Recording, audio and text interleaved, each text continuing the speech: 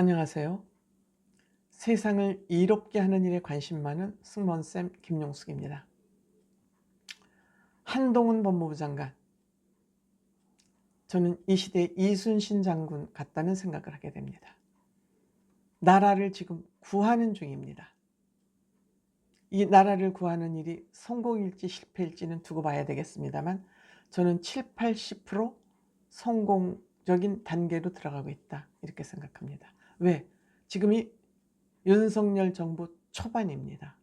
초반에 검찰의 칼을 세게 휘두르고 있기 때문에 성공할 수 있다, 이렇게 생각합니다. 저는 이 문재인 정부와 저 좌파 뭐라 그래야 될까요? 좌파 건달들이라고 그럴까요? 건달이 맞아요. 지금 뭐 국회 대정부질문이나 국정감사기관에서 하는 그 법사위원회에서 하는 짓들을 보면 건달도 저런 건달은 없어. 아주 치사한 유치한 건달들이라고 저는 생각이 돼요. 이들 속을로부터 대한민국과 국민을 첫 번째로 구해낸 사람은 윤석열 대통령이죠. 그럼에도 지금 윤석열 대통령이 지지율이 이렇게 낮고 그런 것은 매우 안타까운 일입니다. 앞으로 생각이 바로 가지고 있고 가치관이 왜곡되어 있지 않다면 지지율이 회복이 되겠죠. 회복이 돼야죠, 반드시. 하지만 윤석열 대통령 뒤에는 뭔가 보이지 않는 손이 작용하기 때문에 이것이 위태위태한 거 아닌가, 이렇게 생각이 됩니다. 보이지 않는 손도 언젠가는 밝혀지겠죠. 지금 윤핵관들은 어느 정도 뒤로 물러섰습니다. 그렇지만 한번 지지율이 추락했기 때문에 이것을 다시 떨어지는 건 쉽지만, 순식간이지만 끌어올리는 건 쉽지 않습니다. 이러한 윤석열 대통령의 지지율, 한동훈 장관이 다시 끌어올리길 바랍니다.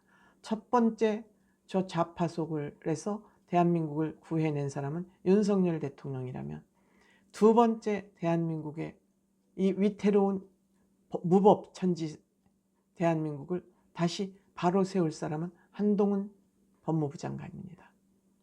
또한 검찰 수사팀 중에 중앙지검장도 한동훈 법무부 장관 못지않은 그런 강단을 가진 검사장이더라고요.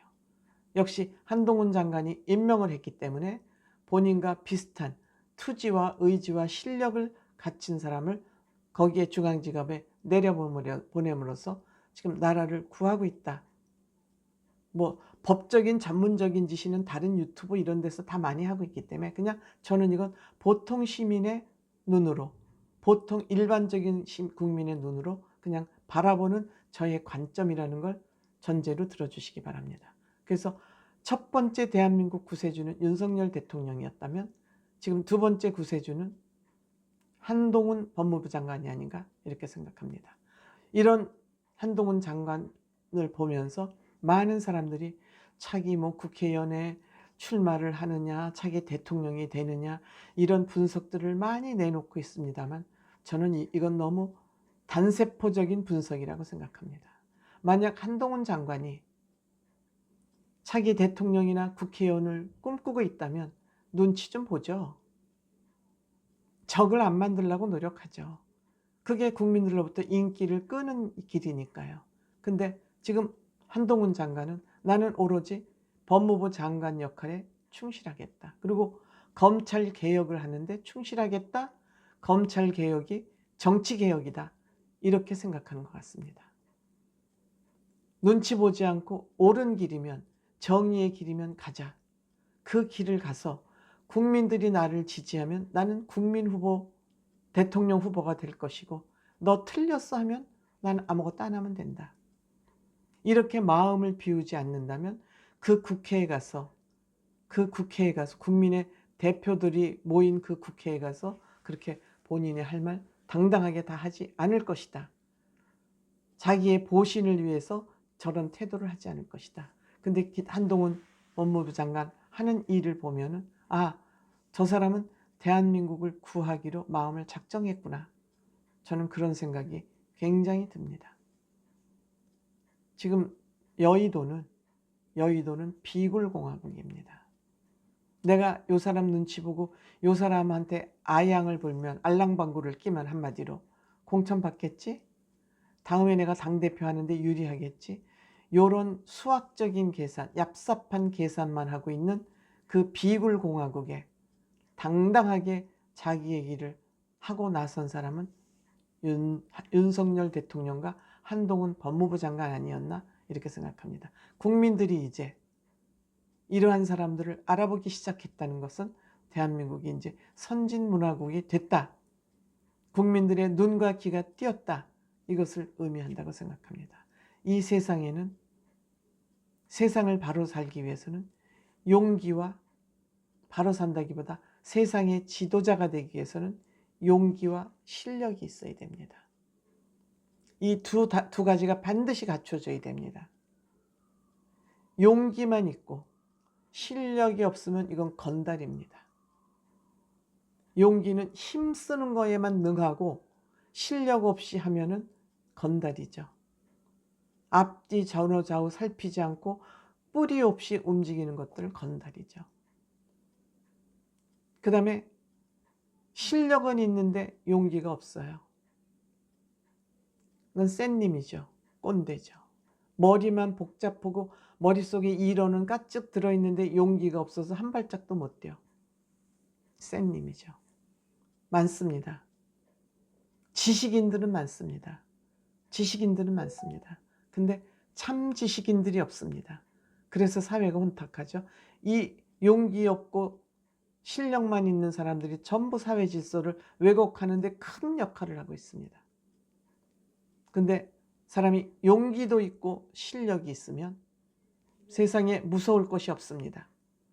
용기도 있고 실력이 있으면 그 대표적인 모델이 한동훈 법무부 장관이다. 이렇게 보시면 되겠습니다. 한동훈 법무부 장관 앞에서는 대한민국의 최고의 율사들, 법조인들이 맥을 못 칩니다. 다 실력으로 무찌릅니다. 그렇다고 용기? 국회의원들이 호통을 쳐도 여기에 기죽지 않고 당신 틀렸어. 나한테 한 질문은 그건 질문 같지가 않아. 그리고 당신 인성이 틀려먹었어. 당신 국회의원 맞아? 당신이 국민의 대표 맞아? 라고 가차없이 문대고 있습니다. 이러니까 사람들은 뭐냐? 한동훈 장관의 태도를 문제 삼습니다. 옳은 얘기를 하는 게 왜 태도가 문제입니까? 국회의원 앞에서 장관이 옳은 얘기를 하는 게 왜 문제입니까? 국회의원이 뭐 황제나 됩니까? 절대적 존재나 됩니까? 절대적 존재라 해도 앞에서 할 말은 해야죠. 용기가 없어서 제대로 할 말을 못하는 사람들이 한동훈의 태도를 문제 삼습니다. 비굴하지 않으면 안 된다는 것을 또 강요합니다. 국회의원 앞에서는 비굴해져라. 비굴해도 된다. 있을 수 없는 이것들이 용기 없는 지식인들이 하는 비평하고 논평들이에요. 꼴값이죠. 꼴값이라고 해서 정말 이 사회는 믿을 수 있는 지식인들이 없어요. 왜? 용기가 없기 때문이죠. 근데 한동훈 장관 용기와 지식을 한 몸에 가지고 있습니다. 그렇기 때문에 나라를 구해가고 있는 이순신 장군에 비교할 수 있다. 이순신 장군은 지략도 있고 용기도 있었습니다. 그래서 나라를 구한 사람입니다. 한동훈 장관, 이순신 장군과 비견될 만큼 아주 잘하고 있습니다. 고맙습니다.